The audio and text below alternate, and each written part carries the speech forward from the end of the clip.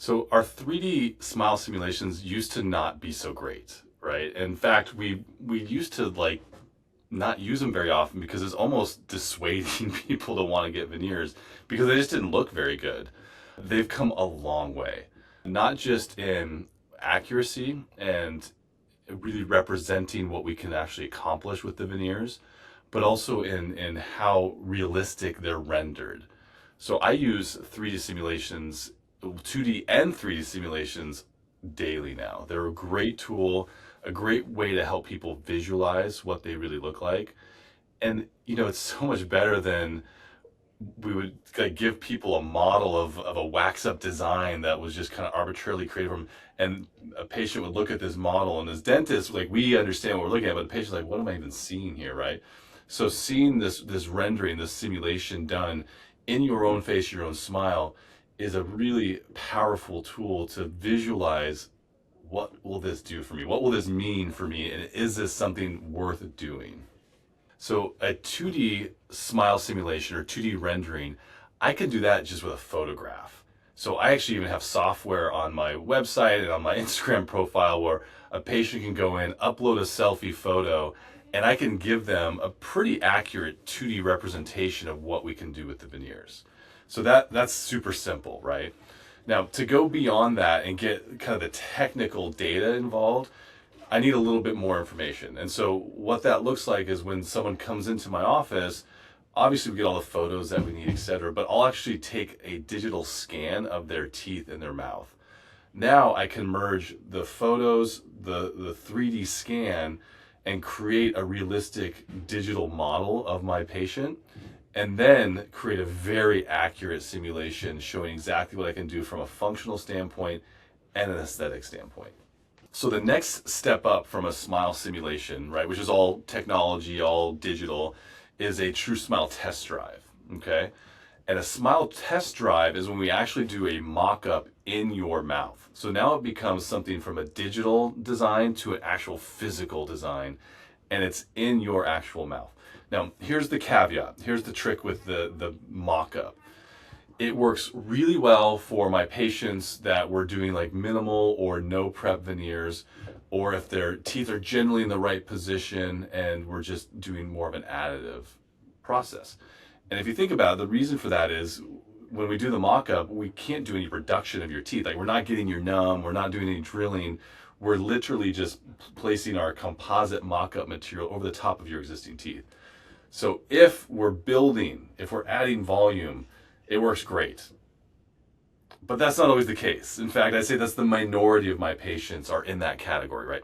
The majority of patients, we have teeth that are out of position, or there's old crowns that we have to deal with, or there's decay, etc. And so it's a good tool, very helpful. I use it often, but it really is the most dramatic for those specific cases where we're able to do no prep to minimal prep veneers. One of the things that kind of makes me laugh a little bit is when a patient comes in and they'll have a picture of, let's say, Kim Kardashian, okay? And I'll say, I want a Kim Kardashian smile. And I will tell them, that's fantastic. She has a great smile, but you don't have her lips and you don't have her face. So that smile may not translate well for you.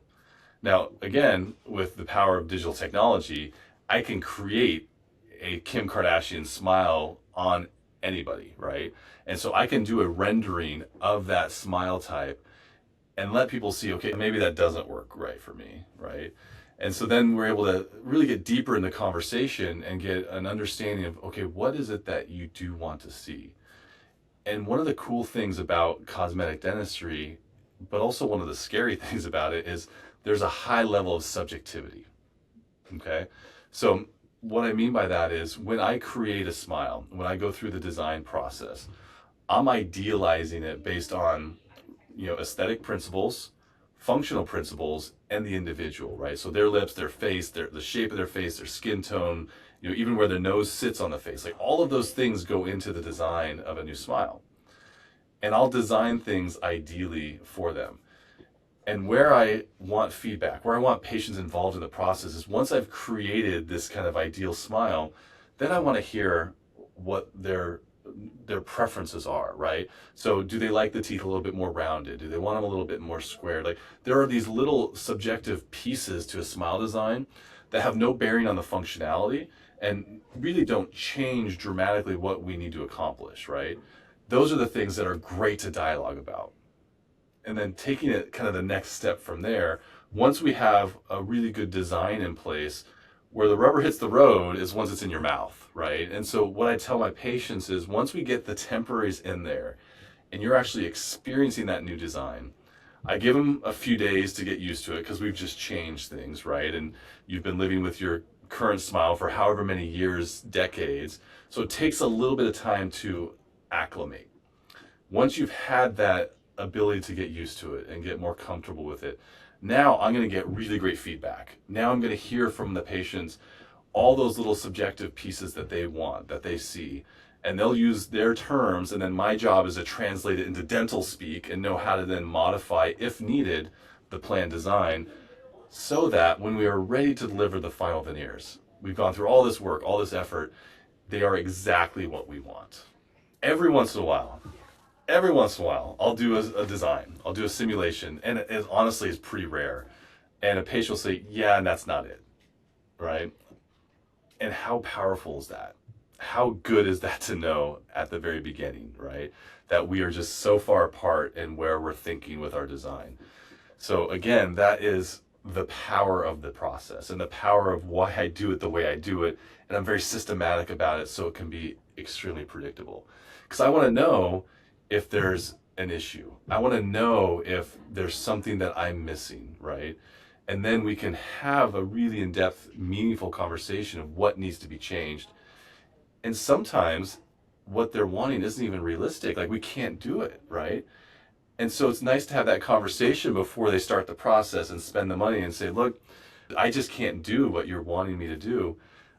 It's not going to work. And so then a patient's able to be empowered to know, is this something that's really worth it to me? Or is what I'm hearing and understanding, is that good enough?